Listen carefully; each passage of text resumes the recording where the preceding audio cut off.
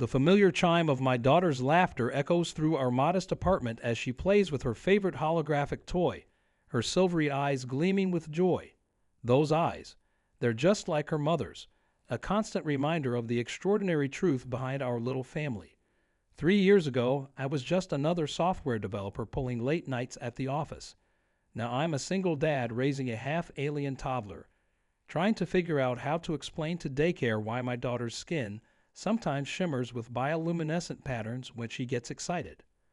I still remember that rainy October night when I first met Lyra. The coffee shop was nearly empty, and there she was, staring in complete fascination at a simple cappuccino. Everything about her was striking. Her tall, graceful figure, those mesmerizing silver eyes, and the way she spoke about everyday things as if discovering them for the first time. I thought she was just another eccentric artist or maybe a foreign exchange student. Boy, was I wrong. Our whirlwind romance was like something out of a dream. The way she marveled at street musicians, her childlike wonder at fireflies in the park, how she could solve complex mathematical equations in seconds but couldn't figure out how to use a can opener. I was head over heels, blind to the signs that should have been obvious. When she told me she was pregnant, it was the happiest day of my life. When she finally revealed her true identity, it was the most mind-bending. She was a xenoanthropologist from a civilization millions of light years away, sent to study human culture and society. Our relationship had started as part of her research, but she swore she'd fallen genuinely in love. We made plans for our future together. She'd complete her mission, return to her people to make arrangements, and come back to Earth. Our daughter was an unexpected variable in her carefully planned study, but she seemed overjoyed about it. Little Sophie came into our world on a stormy night, perfect in every way except for the subtle shimmer beneath her skin and those striking silver eyes. For 6 months, we were the picture of domestic bliss, if you ignored the fact that Lyra could telepathically calm our daughter's crying and occasionally forgot to use doors instead of simply phasing through walls. Then came the morning I woke up to find them both gone. Where my girls had slept was nothing but a handwritten note. They're coming for me. I have to go. Keep her safe. I'm sorry. Next to it lay Lyra's necklace. The one she told me was a family heirloom, but I later learned was actually a sophisticated piece of alien tech that helped her maintain her human appearance. That was 2.5 years ago. Now it's just me and Sophie, navigating a world that has no guidebook for raising a half-alien child. Every milestone is a new adventure. Her first steps left tiny glowing footprints on our carpet, and her first words were simultaneously in English and a language that made the lights flicker.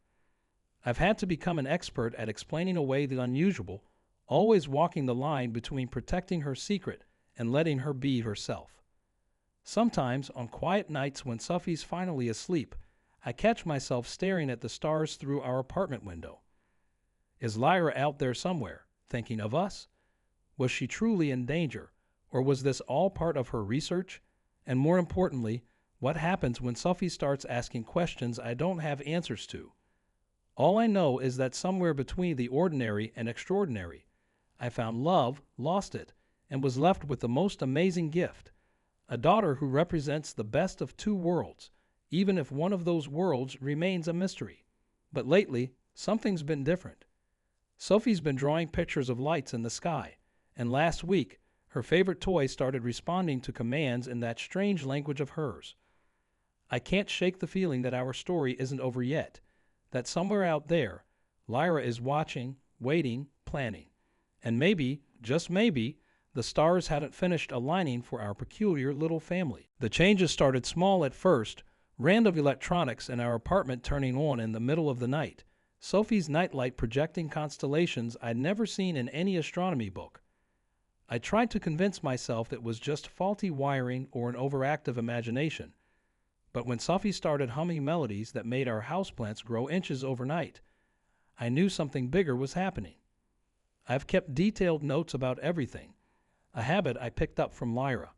She used to document the most mundane things about human life with such fascination.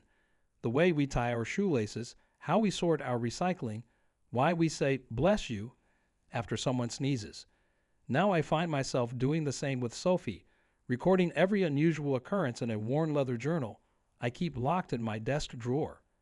Last Tuesday, while I was helping Sophie get ready for bed, she looked up at me with those silver eyes and asked, "Daddy, why can't other kids make their toys float?"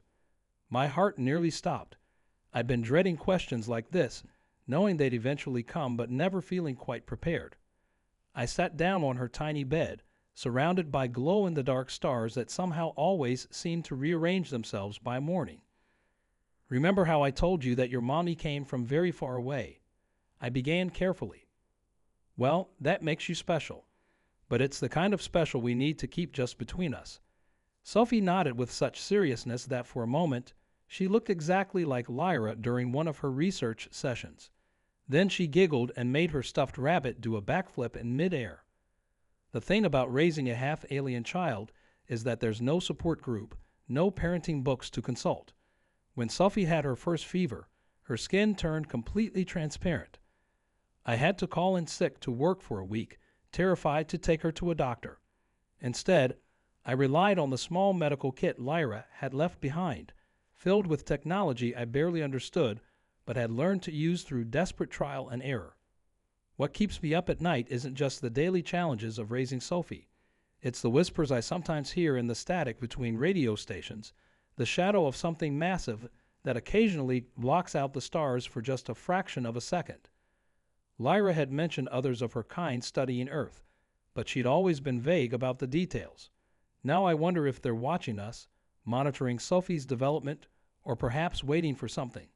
Recently, Sophie's preschool teacher pulled me aside, concerned about her vivid imagination. Apparently, she'd been telling the other children stories about cities that float between dimensions and gardens where the flowers sing. The thing is, the way she describes these places, with such precise detail, makes me wonder if they're not imagination at all, but memories. Genetic memories, perhaps, passed down from Lyra's people. I've started noticing other things, too. The way certain cars seem to park outside our building for just a little too long. How my computer at work sometimes displays messages in that same strange language I used to catch Lyra writing in. Last week, I found a symbol etched into Sophie's window, the same symbol that was on Lyra's necklace. When I showed it to Sophie, she just smiled and said, "Mommy's friends are saying hello." There are moments when I question everything. Was I naive to think we could keep Sophie's nature hidden forever? In a world of social media and surveillance cameras, how long before someone notices that the pretty little girl with silver eyes isn't quite like other children? But then Sophie crawls into my lap, her skin glowing softly with happiness, and none of those worries seem to matter.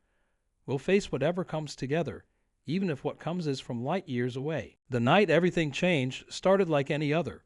I was helping Sophie build a pillow fort in the living room, pretending not to notice how she was using her abilities to keep the blankets suspended in perfect arches above our heads.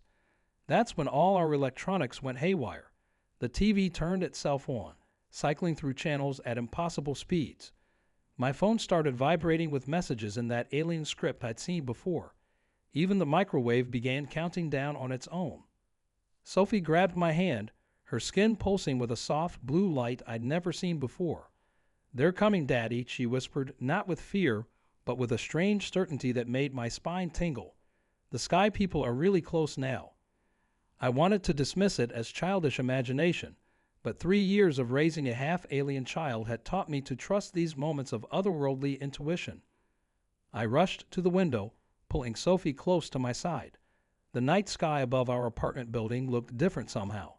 The stars seemed to be shifting, forming patterns that defied constellation maps. Then I saw it, a distortion in the air, like heat waves rising from hot pavement, but these were moving horizontally across the sky. It was exactly how Lyra had described her people's cloaking technology. Memories of her last warning flooded back. "They're coming for me." Who were they? Were they coming back for Sophie too? I'd spent countless nights planning for this possibility, but now that it seemed real, all those plans felt inadequate. My daughter's grip on my hand tightened as the air in our apartment grew thick with static electricity. That's when our TV screen stabilized on a single image. A symbol I recognized from Lyra's notes, one that she'd said represented her research division. Below it, Text began appearing in English. Preparation sequence initiated. Timeline acceleration required. Asset protection protocol engaged. The same message Sophie had been drawing in her coloring books for weeks without understanding why. The lights in our apartment complex began flickering in sequence, creating a pattern that stretched down the street. Car alarms started blaring in perfect synchronization, and every dog in the neighborhood began howling at once. Something massive was happening. Something beyond my comprehension, but seemingly orchestrated with precise intention. Sophie tugged at my sleeve, pointing to her favorite stuffed rabbit that was now floating in midair, spinning slowly. "Mommy used to make it dance like this," she said softly. My heart stopped. In all our time together, Lyra had never made any objects levitate. Before I could process this revelation, a high-pitched tone filled the air, making my teeth ache and my vision blur. Through the window, I watched as streams of light began pouring from the sky, like silent lightning moving in reverse. They weren't striking the ground, though. They were converging on our building, our floor, our apartment. The temperature in the room dropped suddenly, and I could see our breath misting in the air. Sophie let go of my hand and walked toward her bedroom window with the confident stride of someone following a script I couldn't read. Her silver eyes were glowing brighter than I'd ever seen them, and the bioluminescent patterns under her skin were forming complex geometric shapes that seemed to respond to the lights outside. "Sophie, wait," I called out, but my voice sounded distant and distorted, as if the air itself was changing. She turned to me with a smile that was so much like her mother's, that same mix of mystery and affection that had first drawn me to Lyra. "It's okay, Daddy," she said, her voice overlaid with harmonic tones I'd never heard before. "They're not here to take me away. They're here to bring Mommy back." The room filled with a blinding light, and through its brilliance I saw a familiar silhouette taking shape, tall, graceful, and unmistakable. But something was different this time.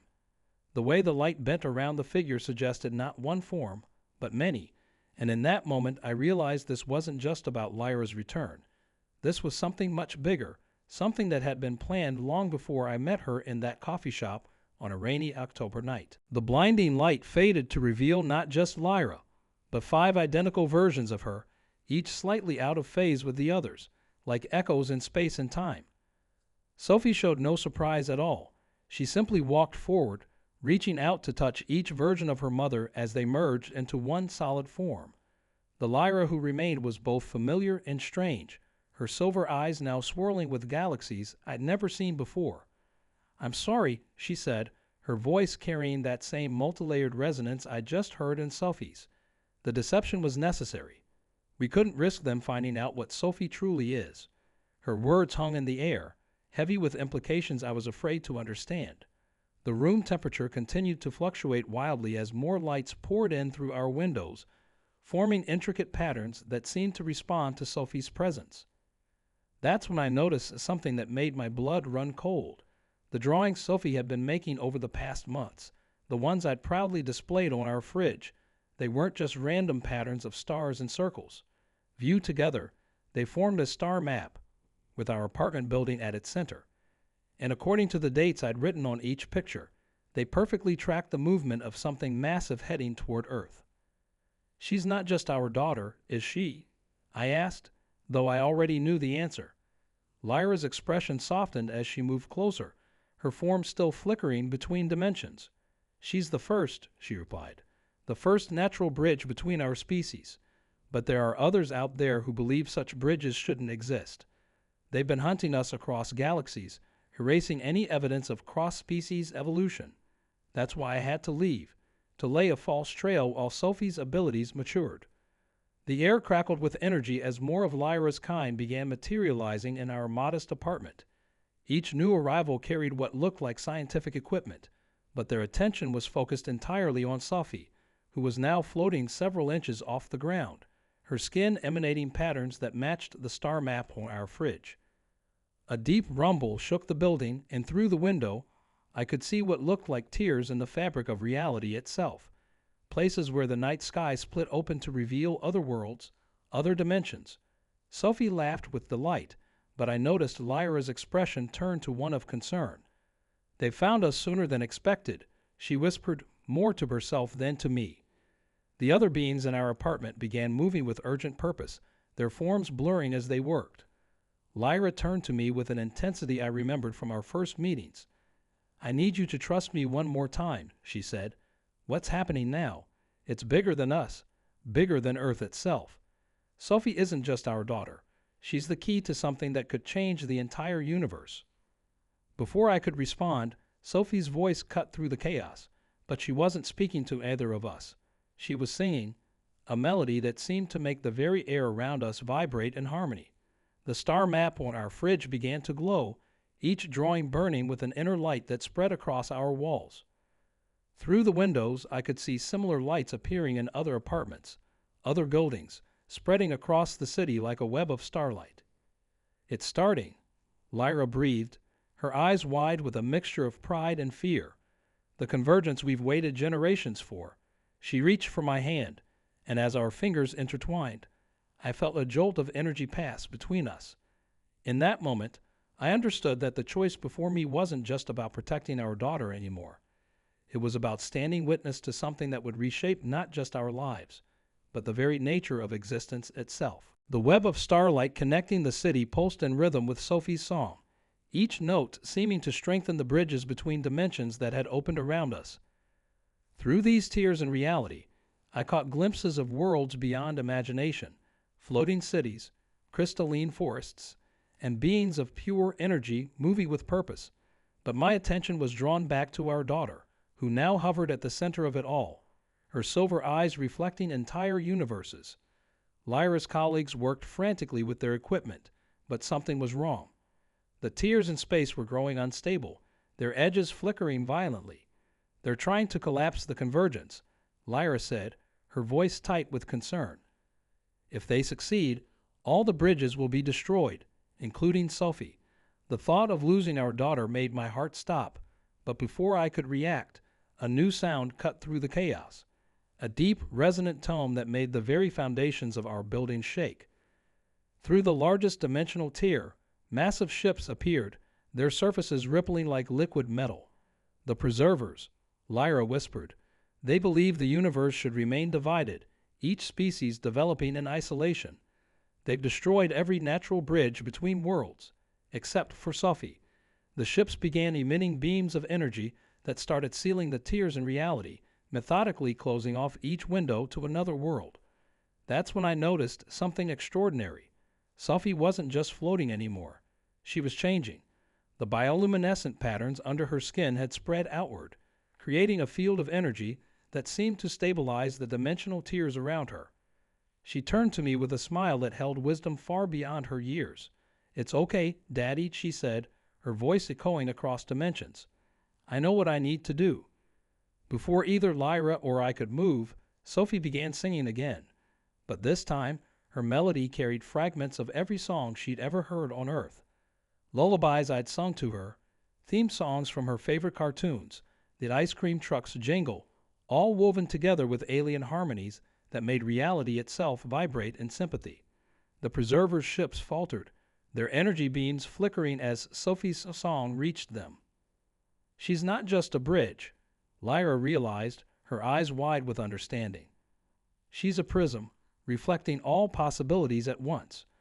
Around us, the beings of pure energy began adding their own voices to Sophie's song, creating a symphony that transcended physical laws.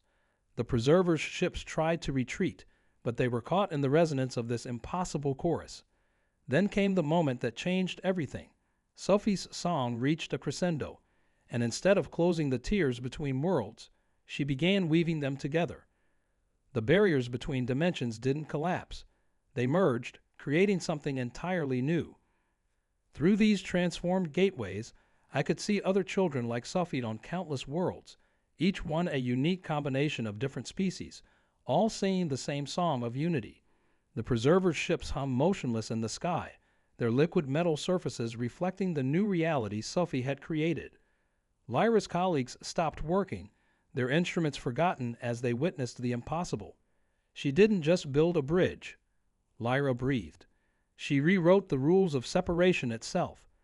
As the song faded, Sophie floated gently back down into my arms, her silver eyes twinkling with mischief. "Can we have ice cream now?" she asked, as if she hadn't just reshaped the fundamental nature of the universe. Lyra laughed, the sound carrying all the joy and relief of a mother who had seen her greatest hopes realized. The preservers' ships began to retreat, but not in defeat. Their surfaces had changed, now showing reflections of the new connections Sophie had created. As the dimensional gateways stabilized into permanent corridors between worlds, I held my family close, watching as humans and aliens alike began tentatively exploring this new reality. But the biggest surprise came when Sophie tugged on my sleeve and pointed to her favorite ice cream shop across the street. Through its window, we could now see creatures from a dozen different worlds sharing sundaes and stories, as if this had always been the natural order of things. "You know what this means?" Sophie asked, her eyes sparkling. "I'm not going to be the only kid with glowing skin in my class anymore."